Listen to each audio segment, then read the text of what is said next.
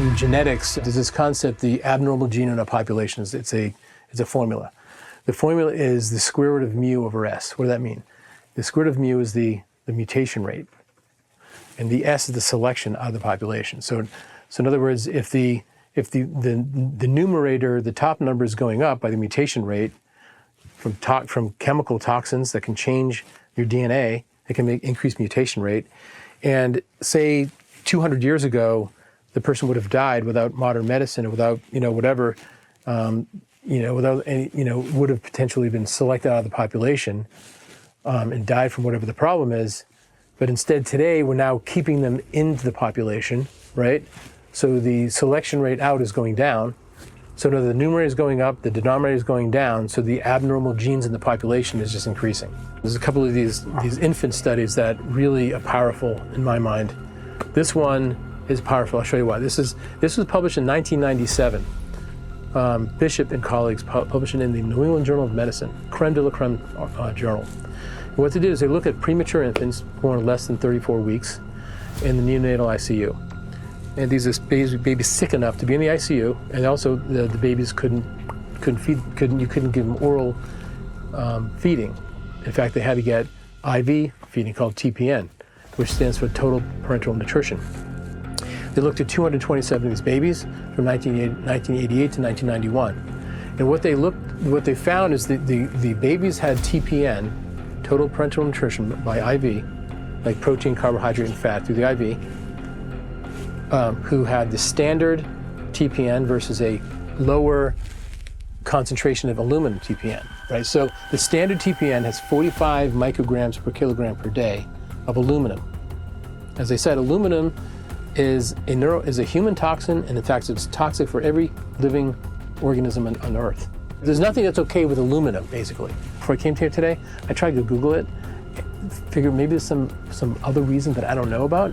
And what I got was I just got literature describing some outcomes of aluminum and TPN, like some scientific journals. There was no explanation, actually. There's no reason to put aluminum in TPN for these premature neonates in the neonatal ICU. So they looked at standard aluminum, which is 45 micrograms per kilogram per day, compared to a lower amount that they had to make special, which was 4 to 5 micrograms per kilogram per day. So a 1/10 amount of aluminum. And they looked at, and so the babies that had this TPN for 10 days or more had a significant correlation. When these babies turned 18 months of age, they did this test called the Bayley Mental Development Index, okay? And what they found is the ones who had the TPN with the higher amount had a 10-point lower score, and the mean score in the population is about 100. The ones that had a really low score, which is like the bottom 17th percentile, where they had 85 points or lower, really low scores, it was 35% in the ones with standard TPN versus 17% in those who had the lower TPN. So they were able to show that aluminum in the TPN was associated with these decreased neurologic outcomes. And the authors also in the article point out that this mental development test at the age of 18 months has been, in other articles, has associated with lower IQ when they grow up.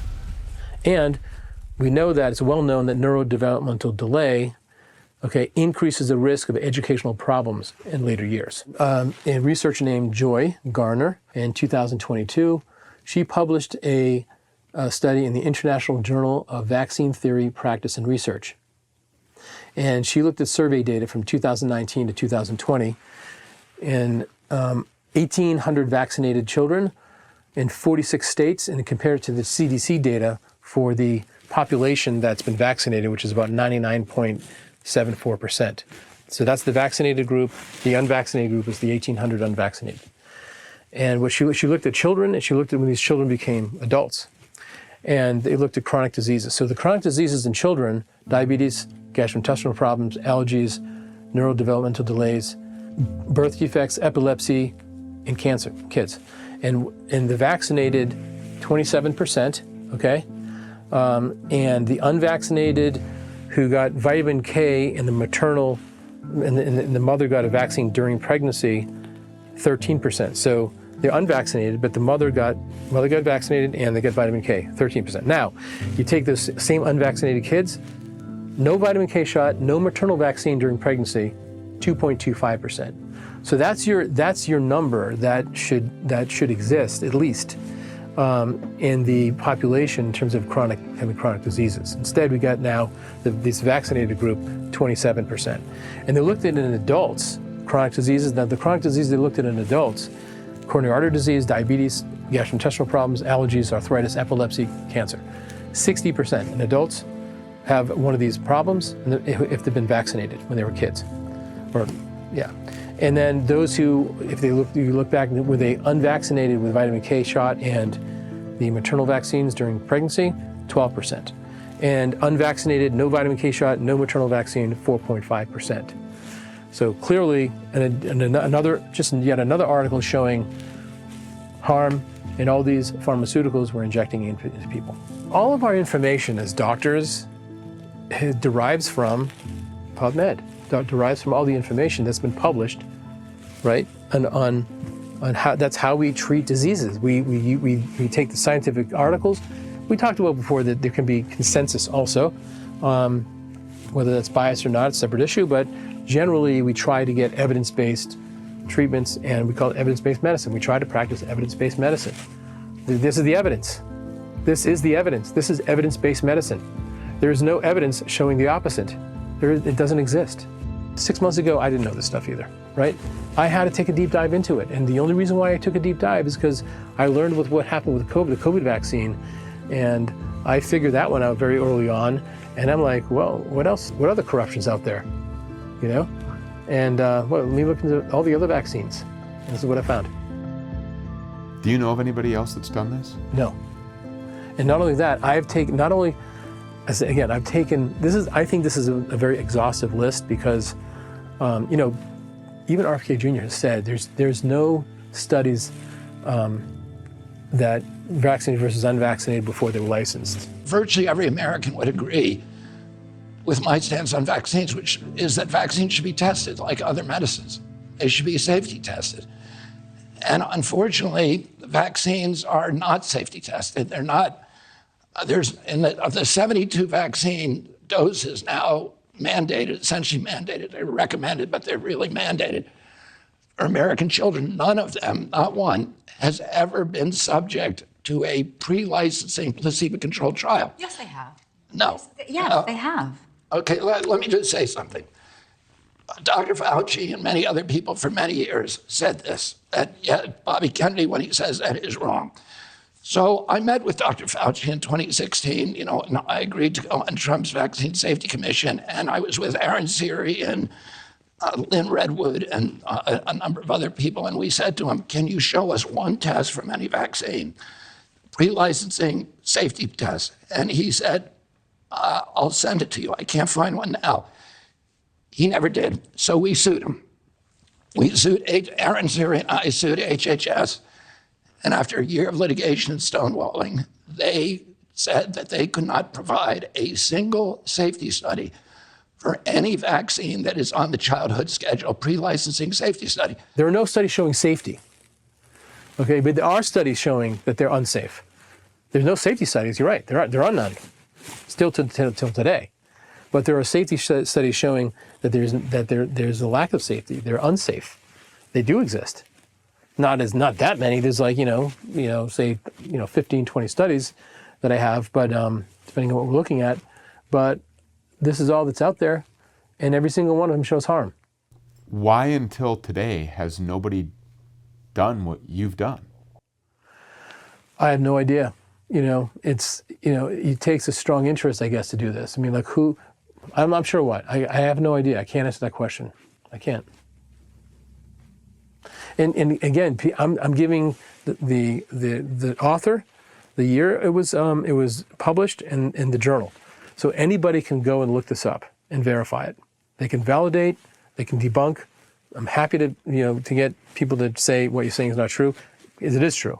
I've looked at all the studies, and I'm just reporting on the results.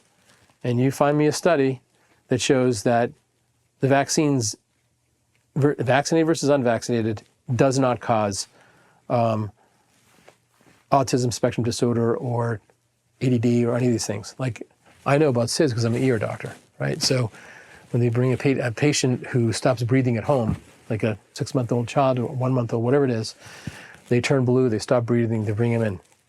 As long as they're still alive, obviously they can die at home. But the idea is that we believe SIDS is it's multifactorial. That's what the current thinking is. Primarily neurologic. You know, why the brain's not, because the center of the base of the brain regulates breathing, and if the base of the brain's not working, then the child will stop breathing. And there's a lot of people who have written about this and spoken out about this, saying that there's no way it could be the vaccines because that's an immunologic problem, right? So how can using the immune system, how's that going to cause someone to stop breathing? Doesn't make any biologic sense, right? But it's the excipients. It's the excipients. And that's what they're missing. It's not about the antigen of the polio antigen. That's not the problem. The problem is all the additives they put in it that are toxic. In any case, so let's talk about this article published by Neil Miller, 2021 in Toxicology Reports. He looks at the VAERS data, okay?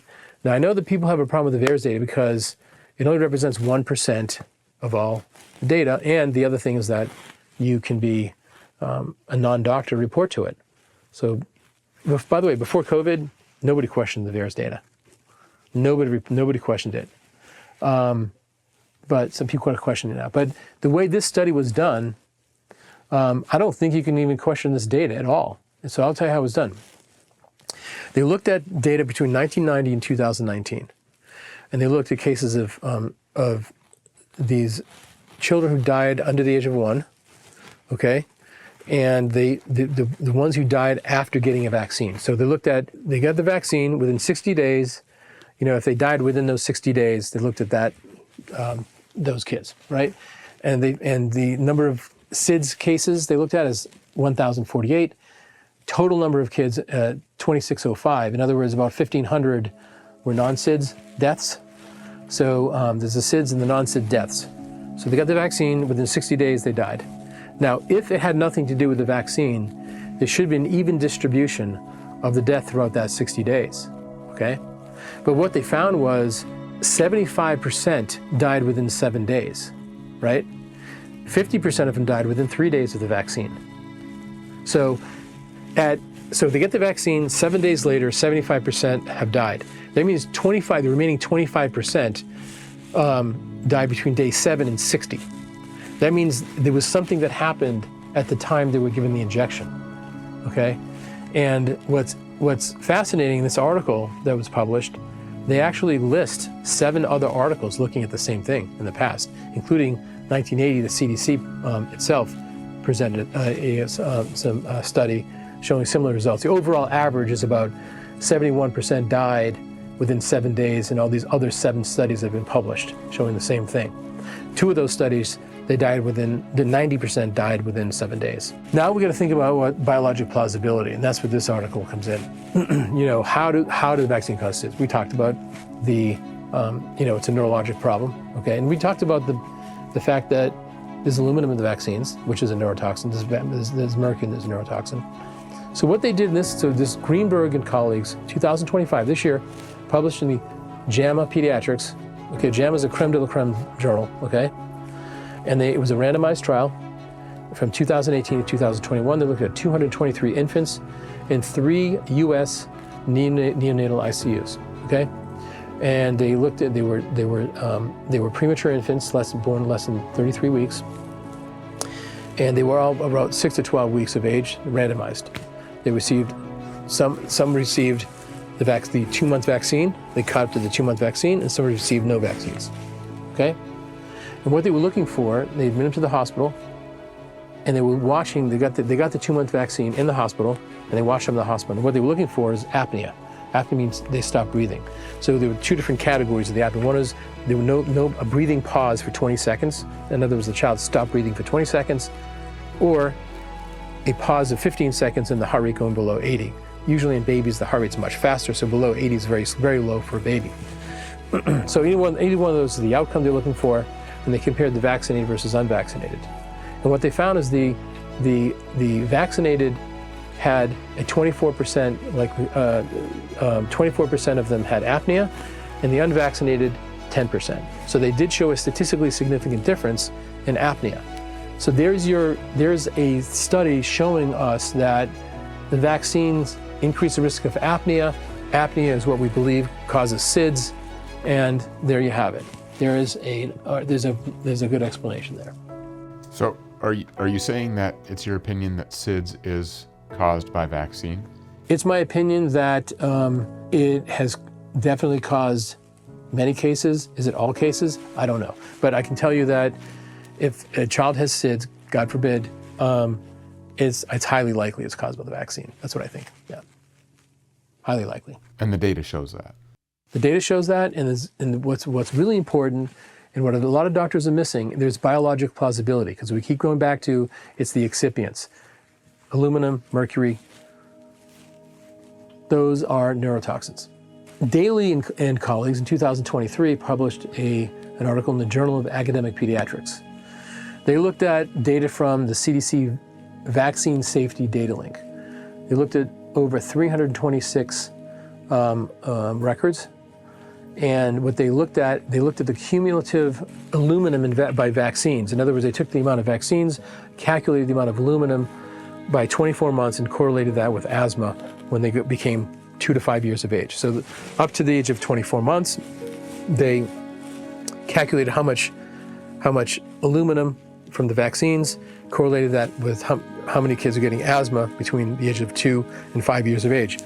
And they found that there was a dose response. And for each 1 milligram increase in aluminum, a corresponding 19 to 26% increased risk of asthma. And I gave that range because they looked at asthma with and without eczema. So either way, 19 to 26% with and without asthma with and without eczema, because eczema is also a chronic inflammatory problem.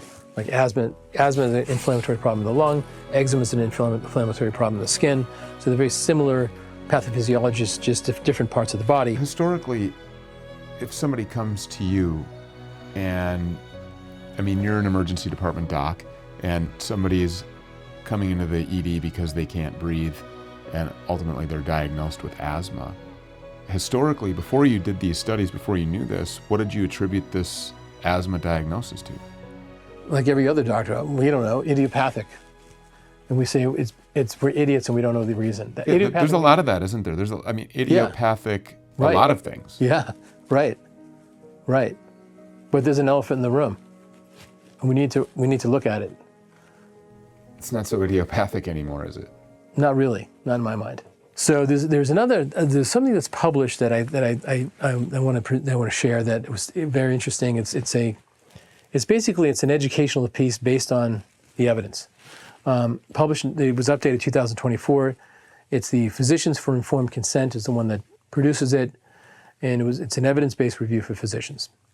And what they reported on, just based on literature that's out there, okay, information, 22 doses of the 9 different vaccines containing aluminum from birth to age of 18 years of age include hepatitis B, diphtheria, pertussis, tetanus, Haemophilus influenza B, pneumococcal, hepatitis A, human papillomavirus vaccine, and meningococcal vaccine. So all these vaccines have aluminum, okay?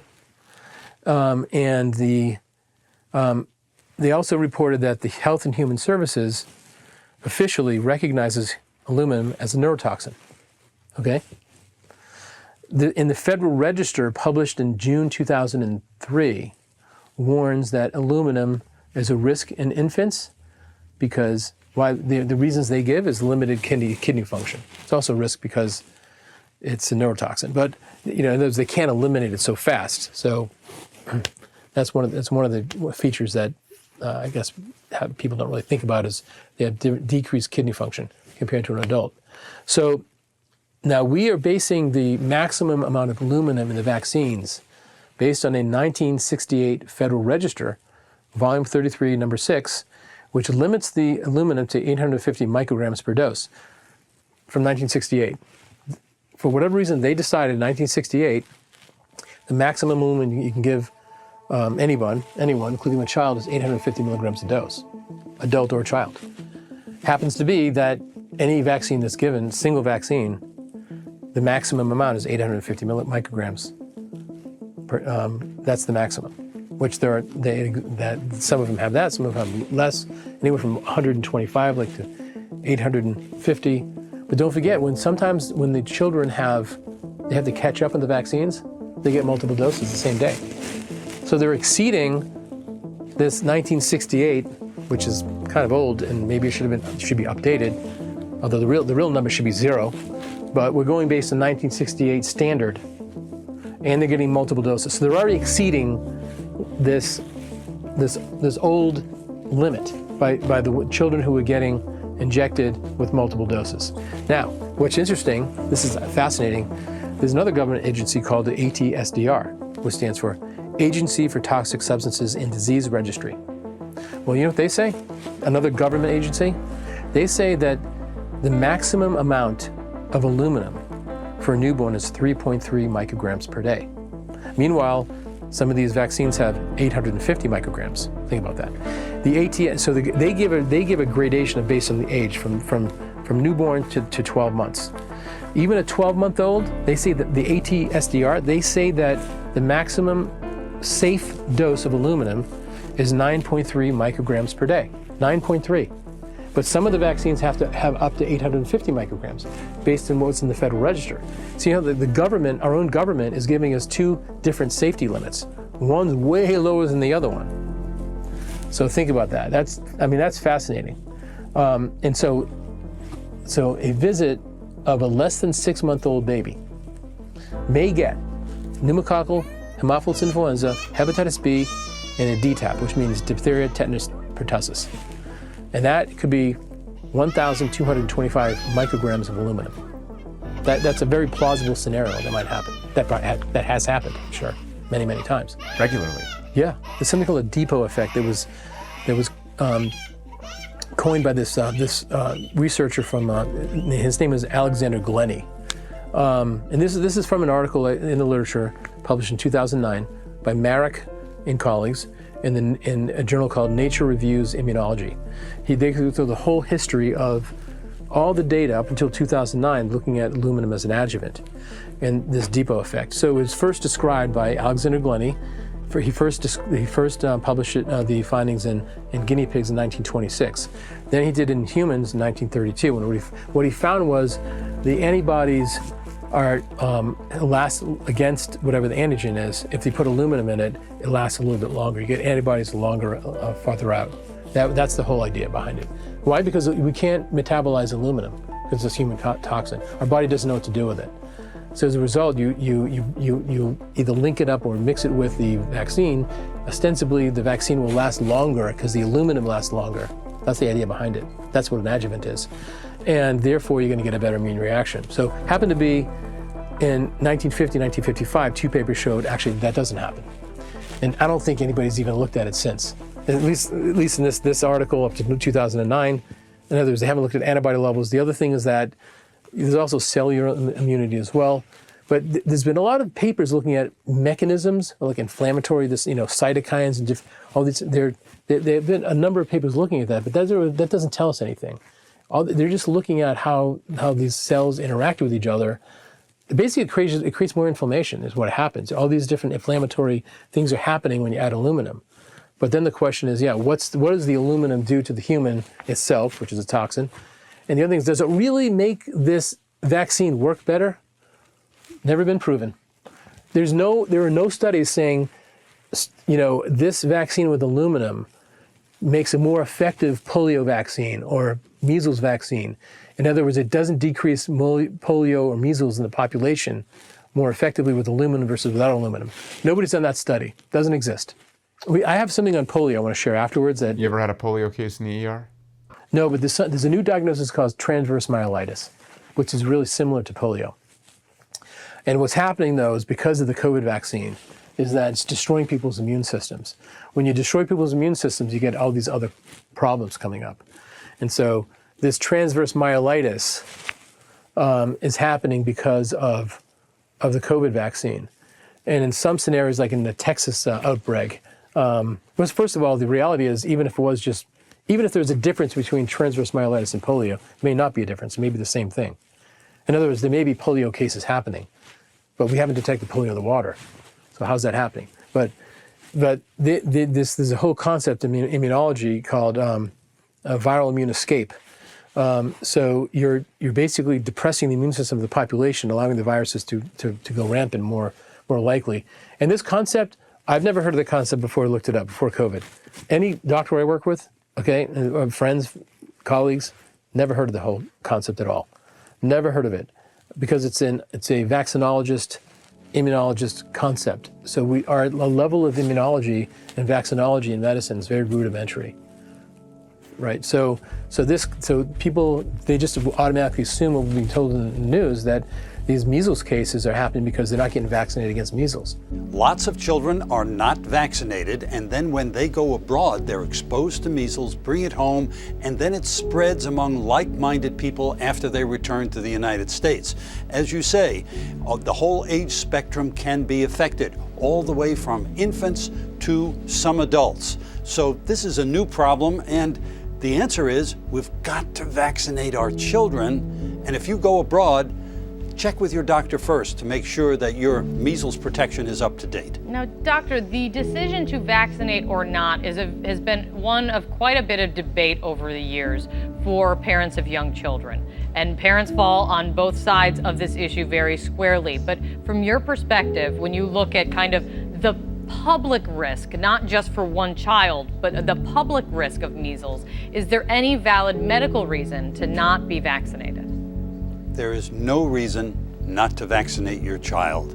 It's important for that child's safety. It's important for the whole community. The vaccines are safe. They are effective. Talk to your family doctor, talk to your pediatrician, and get your child vaccinated so that measles will not be reintroduced into the United States and spread. It's a serious disease. 15% of these people who've had measles have been hospitalized. It's much more likely that it's the depressed immune system allowing these things happening to people, in addition to causing the toxicities from the vaccines as well. Another article published in 2025 by Goldman and Cheng in the journal called International Journal of Medical Sciences. And what they did is they go through all the different articles in the literature looking at basically how aluminum affects babies, right? So they show all these studies from the literature looking at this enzyme called the cytochrome P450. That's the enzyme that metabolizes a lot of these excipients and all the toxins in our body. What they showed in the article is that immature infants, okay, have a lower likely, a reduced cytochrome P450 enzymes in their liver compared to full-term infants. In fact, they can have like 1/3 to 2/3 the amount in full-term infants, or even compared to adults. So in other words, you looked at the literature published on the liver enzymes in infants. The liver metabolizes all the toxins in our body, right? So what's metabolizing the excipients? What's metabolizing the aluminum? Well, the cytochrome P450 is involved in metabolizing, getting rid of it. So again, it's a neurotoxin.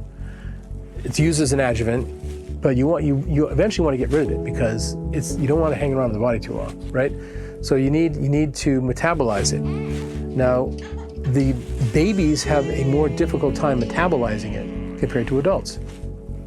And premature infants have an even more difficult time.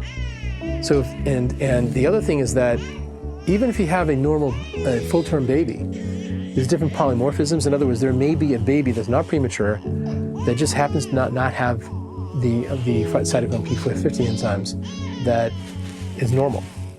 Occasionally you have that. You have a lot of cases like that. So there's certain subgroups that work and some subgroups don't work. The ones that do a really good job at metabolizing, there's some infants that just don't have them. Because everybody's different. The question is this: do pediatricians decide which baby to give it to? If let's just say it's safe, hypothetically. Say hypothetically it works as an adjuvant, which it doesn't. But let's just say hypothetically, why aren't they looking at, let's check their cytochrome P450 enzymes, see which one's able to metabolize it, we'll give that one a dose. Maybe the other one, let's monitor it and make sure the cytochrome P450 can handle it. Then we'll give them a dose, right? No, they don't do that. How about the premature ones? Same doses for the premature ones, okay? I mean, think about that. It's crazy. It's like, it's weird. There's variability in these babies' ability to metabolize the excipients, right? And the other thing is this, the excipients, including aluminum, also depress the cytochrome P450 itself. They've been able to show that in the literature. So it decreases. So when they get one dose, say at the age of 1 day old, and they get their second dose, they're going to now have a compromised ability to metabolize it the next time around.